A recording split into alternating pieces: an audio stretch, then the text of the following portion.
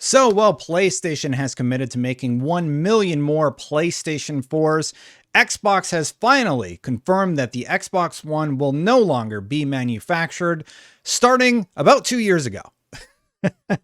This story got picked up everywhere, and it was sort of funny how they were side by side. Xbox on the one hand discontinuing their old generation model, and PlayStation creating 1 million more PlayStation 4s. In actuality, I think both moves are the right move and incredibly smart. Let's talk about these two stories lining up with each other and sort of what I think about each.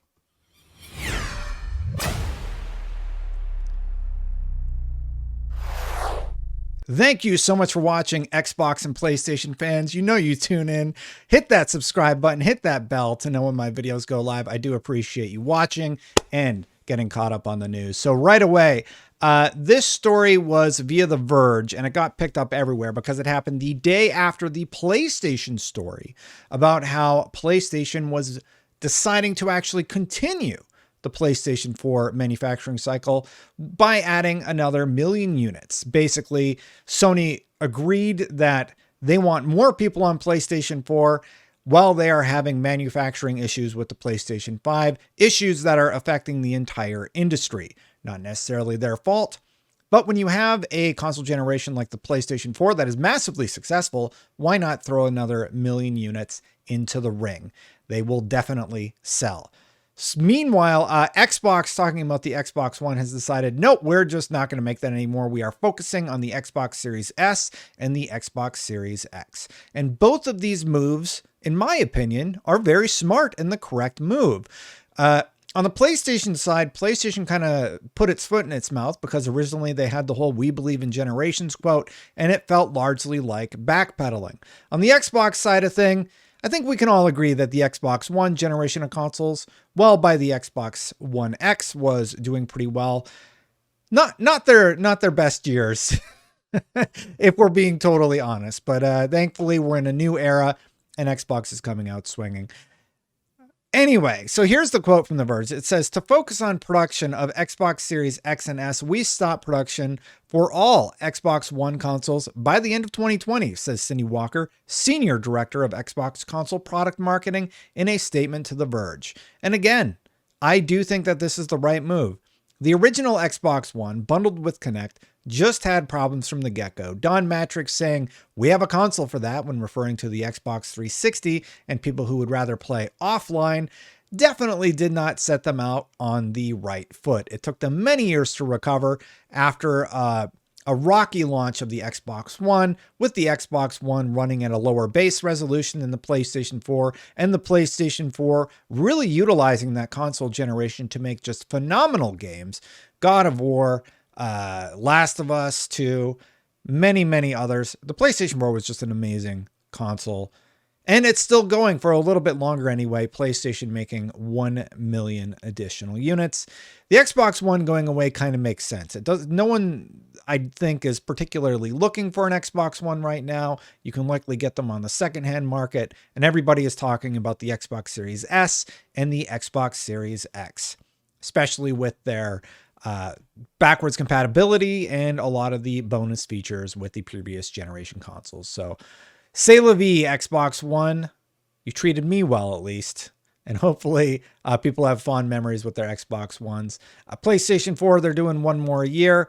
Man, PlayStation 4 was one heck of a console. Sony really hit the nail on the head with that one. And I'm glad Xbox learned their lessons with the woes of the Xbox One. There was another quote here from The Verge. They said, "We can actually build more of the Series S chips in the same chip die space as we can the Series X," said Spencer. "That's a key reason for why we're seeing steady Xbox Series S stock alongside Microsoft's decision to quietly discontinue the Xbox One S in favor of its next-gen consoles." So the latest comments from Microsoft indicate that the publisher also stopped manufacturing the disc version of the One S only a few months later. Old news that we didn't know about until a few days ago. So, glad to know Xbox One not being manufactured. Obviously not one of their best-selling consoles. Definitely not when compared to the Xbox 360 era of gaming. And the right move. Inversely, PlayStation also making the right move. It really seems like to me, both of these companies are sort of firing on all cylinders, with PlayStation about to release their answer to Xbox Game Pass, which is an awesome thing for gaming, and Xbox finally getting it together and figuring out what gamers really want, offering services on their Game Pass service. It's going to be an awesome console generation. I'm very, very excited for both of these manufacturers. I am actually, I gave Sony a lot of guff last year, but the more I see what they're doing in 2022 and even in late 2021, I think they're taking a long, hard look at how they handled things and sort of where they were coming from and realizing not all their moves were the best move. The whole "we believe in generations" quote, and then deciding to manufacture more PlayStation 4s, that was always the right move.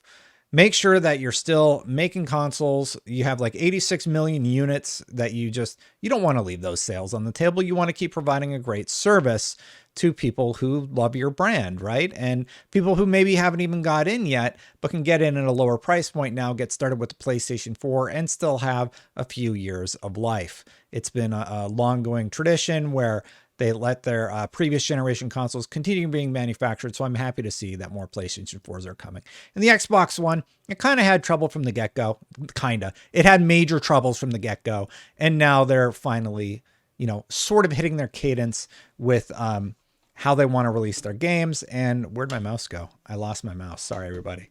I'm not crazy. My mouse, I'm blind and I can't find my mouse sometimes. Anyway, they're hitting a good cadence with their releases. So why the PS4? Well, over on Bloomberg, they said the older console uses less advanced chips. It's simpler to make and provides a budget-friendly alternative to the PS5. In total, it is expected that a further 1 million PS4 consoles will be produced due to the issue. As per a Sony official who asked to remain anonymous, this strategy is meant to fill the supply vacuum and keep gamers within the PlayStation ecosystem. Again, very, very smart stuff from both companies here. Sony is absolutely right to do this. I don't think that leaving the PlayStation 4 in the dust is necessarily the right move. There's definitely there's just such an incredible catalog of games on the PlayStation 4. Why not make another million units and keep people in that ecosystem? You got Horizon right around the corner. You got a lot of cross-generation games that are still going to be released on the PlayStation 4 for at least the next year or two. Makes sense. Happy to see it happening. Happy to see more gamers have the opportunity to have access to great games from the PlayStation family of devices. Now, separately, there was a little story that sort of cropped up that I see a lot of people latching onto, but I don't know that it's as interesting as made up. So the last few days, I did the story about the backwards compatibility thing with Mark Cerny's name on it, how potentially they figured out how to finally do PS3 backwards compatibility. One of the main criticisms about PlayStation Now. All the PlayStation Now backwards compatible games were stream only. And in my opinion, that just does not work for shooters. And it's not a great experience. It's something that I never like only having streaming as an option. You should definitely have download as an option. Well, potentially they have fixed that according to the patent that I discussed yesterday.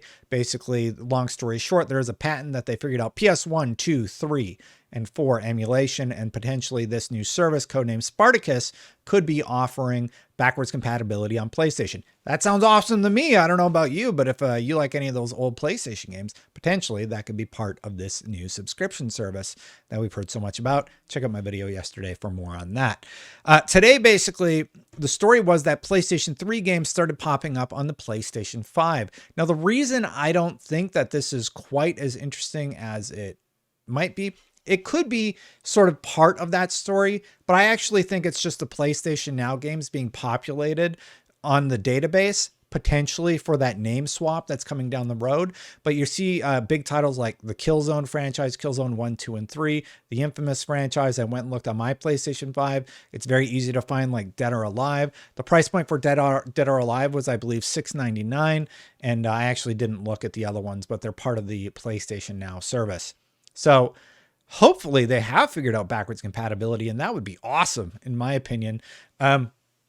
Will there be a disc version where I can pop in all my PS1, PS2, PS3 discs? I have quite the collection, so hopefully that is part of it. I would be very happy if that was the case, if my PlayStation 5 could do that. And if anybody can figure it out, I'm sure Sony can. Yeah. Let me know what you think about that. But yeah, adios, Xbox One. It was good while it lasted. I think you finally had it together by the Xbox One X. But there were some dark times there at launch. Got memed because, you know, I was honest about Xbox having bad low resolution on the base console for like years. And now I'm getting memed because I'm calling out Sony when I don't like what Sony does.